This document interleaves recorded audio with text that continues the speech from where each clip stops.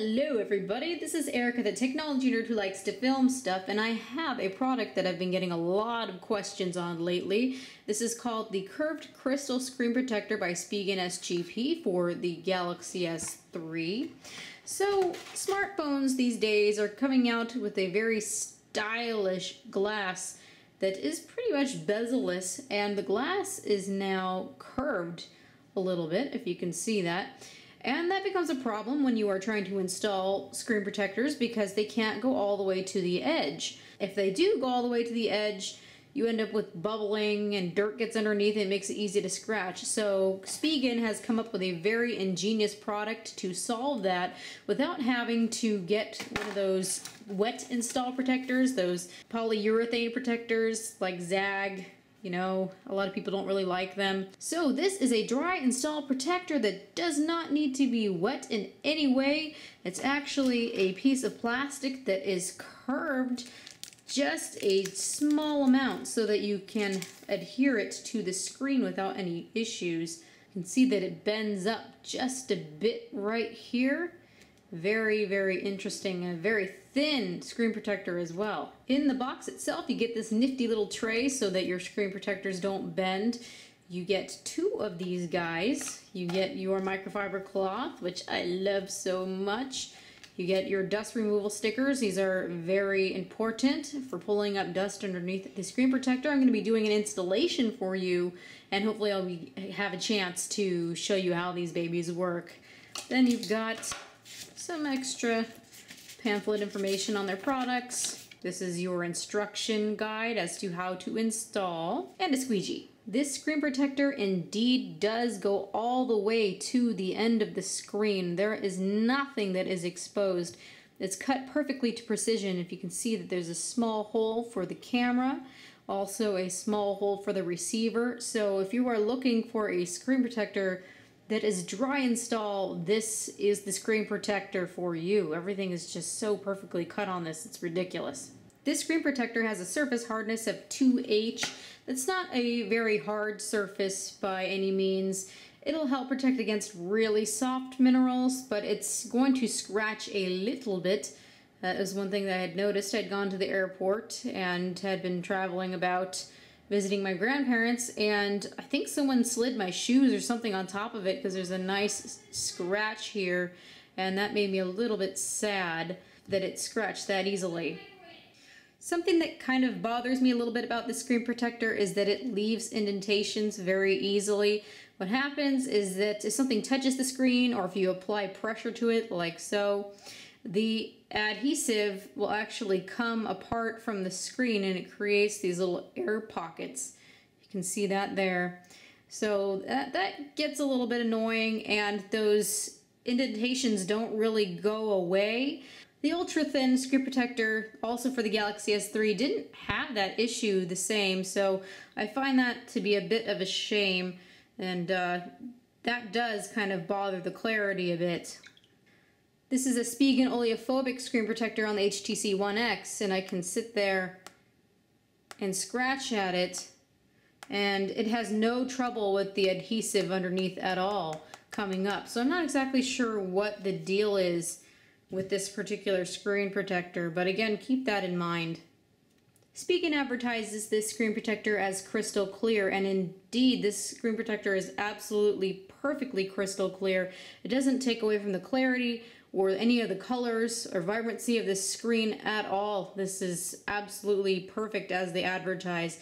You can barely feel that it's on there either. I don't know if there's an oleophobic layer on it. It doesn't really seem to be so, but it feels very, very nice to slide your fingers across the screen. No issues at all. I'm going to be doing an installation for you. I first want to show you how thin this screen protector is. I'm going to sacrifice one for you. It was a little bit scratched anyway. Let's see if I can pull it up. It's actually on there very nice. This is incredibly thin. So let's set this one aside and put a new one on.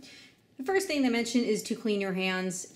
I recommend doing that, and of course to clean your screen.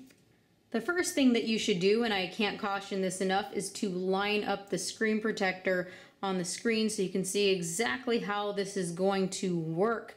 Otherwise, you may not get the corners on properly, and you might have to pull it up a few times in order to get it to stick and adhere properly. So make sure that you are checking to see exactly how this fits so that you get a good idea of what you're doing.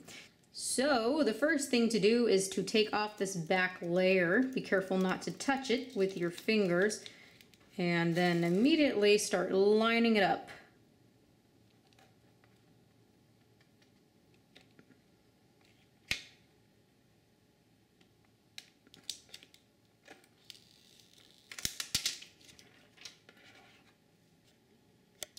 Once you are satisfied that it is on correctly, there's going to be a lot of bubbling in these corners here, so you really need to start pushing them down so you can get them to adhere correctly. Don't worry, that is normal. As I have seen, it's not going to perfectly, you can see that it did indeed bubble here, it's not going to perfectly sit in place firsthand. You've really got to push those corners in. That takes a little bit of trickery and patience. And of course, removing this front thing so that you aren't deceived. So be expecting to have quite a few bubbles at first. When you're confident with your install and you notice that there are any little pieces of dust, you can take your stickers, put them down. I've got a nice little piece right under here. Grab it so that you can lift it up slightly. Careful not to bend it because this is very thin screen protector.